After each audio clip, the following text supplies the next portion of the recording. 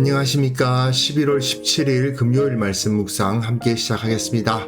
오늘도 주님께서 우리를 사랑하시고 우리를 구원하시고 우리를 기뻐하신다는 사실을 피부로 깨닫고 늘 감사와 기도가 충만한 하루 보내시기를 간절히 기도합니다.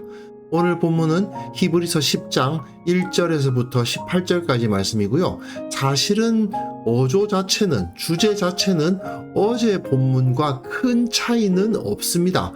계속해서 구약 성경이 예수님의 제사, 완전한 제사를 바라보고 있었다, 준비하고 있었다. 율법의 제사는 부족하고 예수 그리스도께서 십자가에서 드리신 제사야말로 온전한 제사다.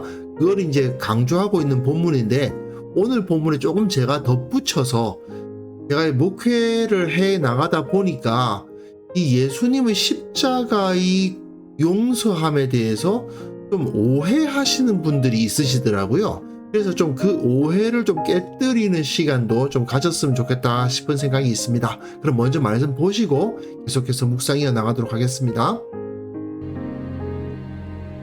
율법은 장차 올 좋은 일의 그림자일 뿐이요 참 형상이 아니므로 해마다 늘 드리는 같은 제사로는 나아오는 자들을 언제나 온전하게 할 수 없느니라. 그렇지 아니하면 섬기는 자들이 단번에 정결하게 되어 다시 죄를 깨닫는 일이 없으리니 어찌 제사 드리는 일을 그치지 아니하였으리요.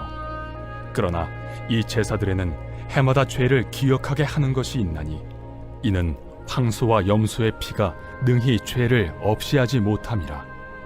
그러므로 주께서 세상에 임하실 때에 이르시되 하나님이 제사와 예물을 원하지 아니하시고 오직 나를 위하여 한 몸을 예비하셨도다. 번제와 속죄제는 기뻐하지 아니하시나니 이에 내가 말하기를 하나님이여 보시옵소서. 두루마리 책에 나를 가리켜 기록된 것과 같이 하나님의 뜻을 행하러 왔나이다 하셨느니라. 위에 말씀하시기를 주께서는 제사와 예물과 번제와 속죄제는 원하지도 아니하고 기뻐하지도 아니하신다 하셨고 이는 다 율법을 따라 드리는 것이라. 그 후에 말씀하시기를 보시옵소서 내가 하나님의 뜻을 행하러 왔나이다 하셨으니 그 첫째 것을 패하심은 둘째 것을 세우려 하심이라. 이 뜻을 따라 예수 그리스도의 몸을 단번에 드리심으로 말미암아 우리가 거룩함을 얻었노라. 제사장마다 매일 서서 섬기며 자주 같은 제사를 드리되 이 제사는 언제나 죄를 없게 하지 못하거니와 오직 그리스도는 죄를 위하여 한 영원한 제사를 드리시고 하나님 우편에 앉으사 그 후에 자기 원수들을 자기 발등상이 되게 하실 때까지 기다리시나니 그가 거룩하게 된 자들을 한 번의 제사로 영원히 온전하게 하셨느니라. 또한 성령이 우리에게 증언하시되 주께서 이르시되 그날 후로는 그들과 맺을 언약이 이것이라 하시고 내 법을 그들의 마음에 두고 그들의 생각에 기록하리라 하신 후에 또 그들의 죄와 그들의 불법을 내가 다시 기억하지 아니하리라 하셨으니 이것들을 사하셨은즉 다시 죄를 위하여 제사 드릴 것이 없느니라. 예수님께서 참 대제사장으로서 참된 성소에서 섬기셨고 무익한 가축들의 피가 아니라 진정 우리의 죄를 용서하시는 피를 흘려주셨다, 이 이야기를 하는 거죠. 그러니까 새 언약이 더 완전하다 하는 가르침이 계속 주어지고 있습니다. 그러다 보니까 어제까지 살펴본 9장의 어조와 주제 자체는 크게 다르지가 않아요. 그런데 오늘 본문에서 우리가 캐치해야 될 부분이 한 가지 있습니다. 본문 먼저 읽어보십시다. 율법은 장차 올 좋은 일의 그림자일 뿐이다. 참 형상이 아니다. 그 이유가 중요해요. 해마다 늘 드리는 같은 제사로는 나오는 자들을 언제나 온전하게 할 수 없다. 예수 그리스도의 십자가 제사가 온전한 이유가 무엇인가, 이게 중요해요. 이 현대인들이요 가끔 착각하시는 게 율법에 여러 동물들을 죽여서 피를 흘려서 제사를 드리는 것은 육적인 제사고 예수님께서는 영적인 제사를 드리셨기 때문에 정신적인, 눈으로 볼 수 없는 본질적인 제사를 드리셨기 때문에 완전해진 거다. 이렇게 생각하시는 분이 있는데 아닙니다. 그렇지 아니하면 섬기는 자들이 단번에 정결하게 되어 다시 죄를 깨닫는 일이 없으리니 어찌 제사 드리는 일을 그치지 아니하였으리요. 그러나 이 제사들에는 해마다 죄를 기억하게 한다. 황소와 염소의 피가 능히 죄를 없이 하지 못하는 이유가 무엇입니까? 단번에 하지 못하기 때문이에요. 계속 반복해야 되기 때문에 그 죄를 능히 없이 하지 못한다라고 말하는 거예요. 예수님께서 드리신 그 제사가 영적인 제사이기 때문에 내면적인 정신적인 제사이기 때문이 아니죠. 예수님도 육체를 가지시고 십자가에 달리시고 피를 흘리시고 그 물리적인 피발이에요. 물리적인 이 몸이 죽으셨죠. 히브리서 기자는 그걸 계속 강조합니다. 그런데 현대인들이 워낙에 이 서양 철학적인 사고방식에 쌓여 있다 보면 오해하시는 분들이 있는 거예요. 예수님에 의해서 이제 그 제사는 영적인 것이 되었다. 이렇게 보시는 분들도 있는데 이거 초대교회 때부터 있었던 이단입니다. 그렇게 생각하시면 절대로 안 돼요. 예수님은 몸으로 제사를 드리신 거예요. 물리적인 제사. 단 율법의 제사와 예수님의 십자가 제사가 다른 것은 예수님의 십자가 제사는 한 번에 모든 것을 해결해 버리신 거예요. 그 한 번의 제사로 모든 죄를 다 정결케 하실 수 있는 능력을 가지셨지만 율법의 제사는 해마다 반복해서 이걸 계속 제사를 드려야 되고 죄 지을 때마다 또 제사 드려야 되는 거예요. 그러니까 이것은 불완전하다. 자, 그러면서 히브리서 기자는 구약 성경을 인용하면서 자기 주장의 합당함을 논증하고 있습니다. 이제 시편 40편을 인용할 거예요. 하나님이 제사와 예물을 원하지 아니하시고 주께서 내 귀를 태하여 내게 들려주시기를 제사와 제물을 기뻐하지 아니하시며 번제와 속죄제는 기뻐하지 아니하시나니 번제와 속죄제를 요구하지 아니하신다. 그런데 이 본문에서 조금 논쟁의 여지가 있는 부분이 이 부분은 사실은 우리가 가지고 있는 시편에는 없습니다. 5절 뒷부분이 안 나타나죠. 그러나 이걸 해석해보면 이 부분을 인용하지 않았다 하더라도 히브리서 기자의 논지가 그렇게 크게 문제가 생기지는 않아요. 이에 내가 말하여 이르기를 하나님이여 보시옵소서 두루마리 책에 나를 가리켜 기록된 것과 같이 내가 말하기를 내가 왔나이다 나를 가리켜 기록한 것이 두루마리 책에 있나이다. 하나님의 뜻을 행하러 왔나이다. 하나님이여 내가 주의 뜻 행하기를 즐기오니. 이렇게 연결되면서 이 시편 40편을 인용하면서 주님께서는 제사와 예물과 번제와 속죄제는 원하지 않으시고 기뻐하지 아니하신다 하지 않았느냐. 제사와 예물 기뻐하지 아니하시고 번제와 속죄제 요구하지 아니하신다. 율법을 따라 드리는 것은 기뻐하지 아니하신다고 이미 시편 40편에 기록되어 있다. 그 후에 뭐라고 말씀하셨느냐? 보시옵소서 내가 하나님의 뜻을 행하러 왔나이다 하셨으니 첫째 것 이것들이죠. 번제와 속죄제 이런 것들은 다 폐하시고 둘째 것 뭐겠어요? 십자가죠. 예수님의 십자가를 세우기 위해서 그렇게 행하셨다. 그러면서 이 뜻을 따라 예수 그리스도의 몸을 단번에 들이심으로 말미암아 우리가 거룩함을 얻었노라. 여기서 중요한 것은 영적이냐 육적이냐가 중요한 게 아니고 한 번 드리냐 반복해서 드리냐에 있다. 이걸 우리가 기억해야만 됩니다. 예수님의 십자가도 육적인 제사고 구약의 율법의 제사도 육적인 제사입니다. 다만 어떤 제물이냐 가축이냐 하나님의 아들의 몸이냐 이 차이가 있을 뿐이고 가축들은 계속 반복해서 제사를 드려도 그 죄를 완전히 없이 할 수 없지만 예수 그리스도의 몸은 한 번의 제사를 드림으로 말미암아 모든 사람들이 그 제사에 힘입어서 거룩함을 얻을 수 있다는 거죠.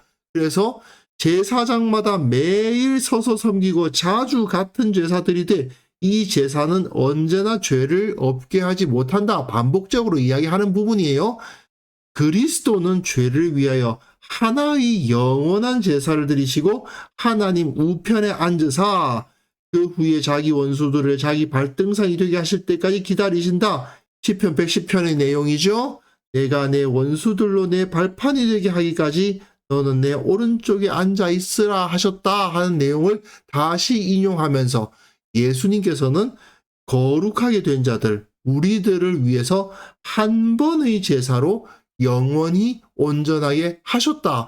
반복할 필요가 없는 완전한 제사를 드리셨다. 이 말입니다.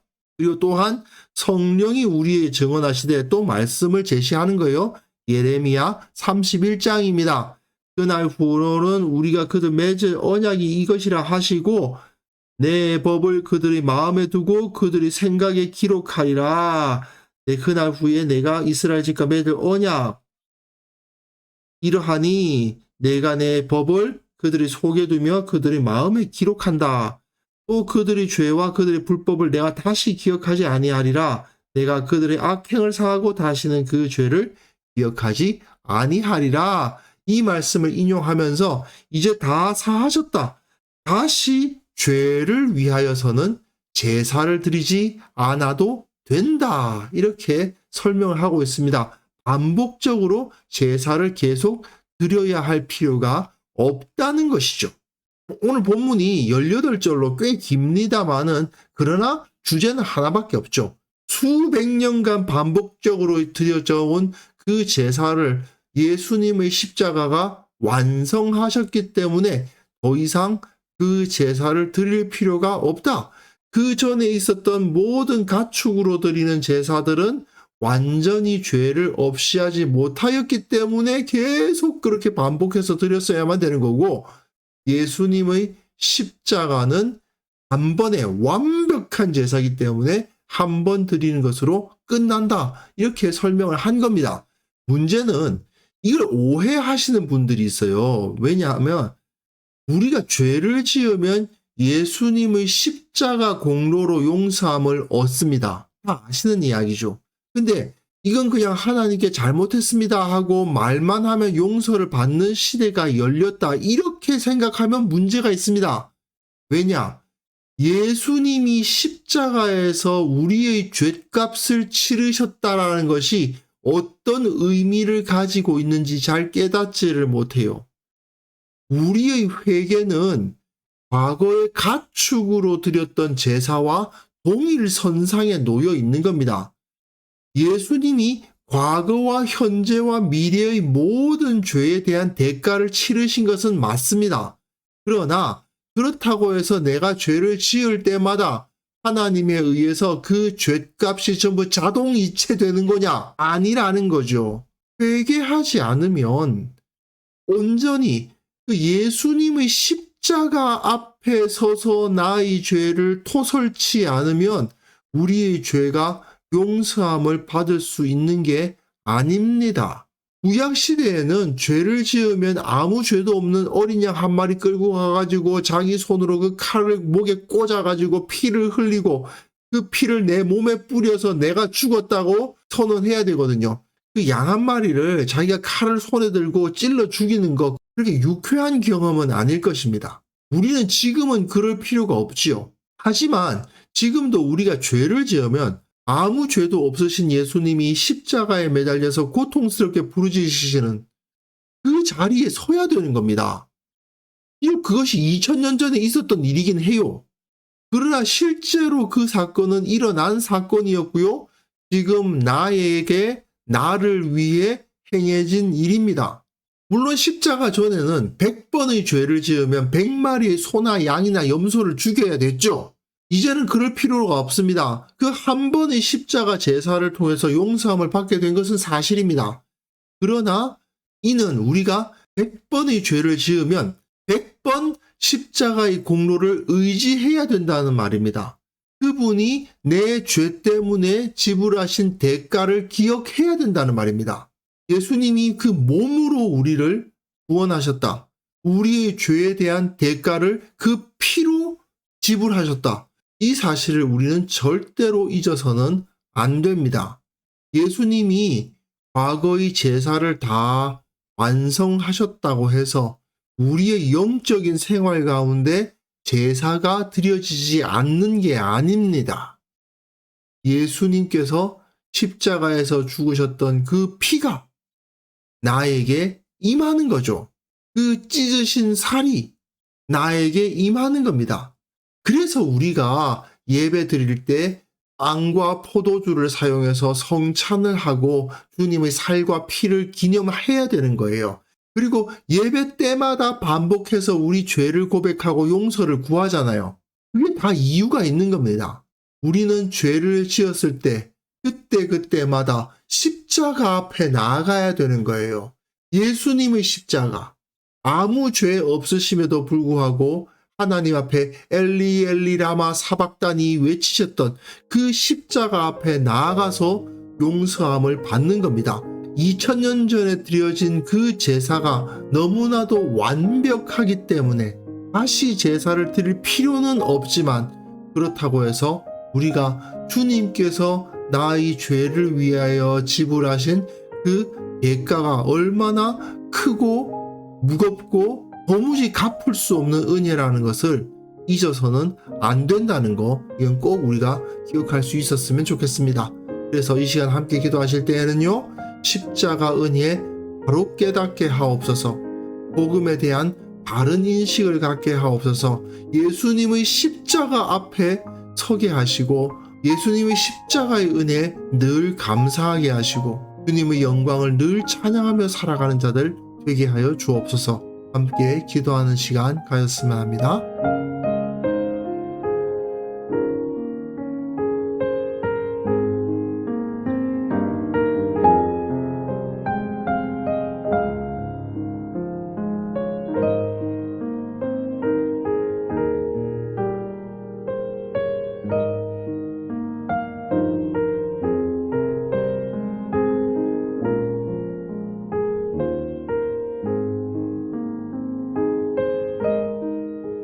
하나님 아버지, 예수님의 십자가 은혜에 바르게 깨닫게 하옵소서.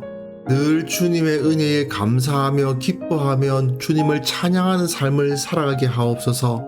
내가 죄를 지었을 때마다 십자가 앞에 나아가야 함을 기억하며 어떻게든 주님 앞에서 정결하게 죄 짓지 않고 살아가려 노력하는 자들 다 될 수 있도록 도와주옵소서. 복음에 대해서 바른 지식을 갖게 하시고 예수님께서 우리에게 베푸신 그 은혜를 늘 피부로 느끼게 하시고 나의 모든 것을 가지고 주님을 높이고 찬양하는 자가 되게 하여 주옵소서. 아버지 하나님, 한국 교회를 위해서 기도합니다. 말씀으로 충만케 하옵소서.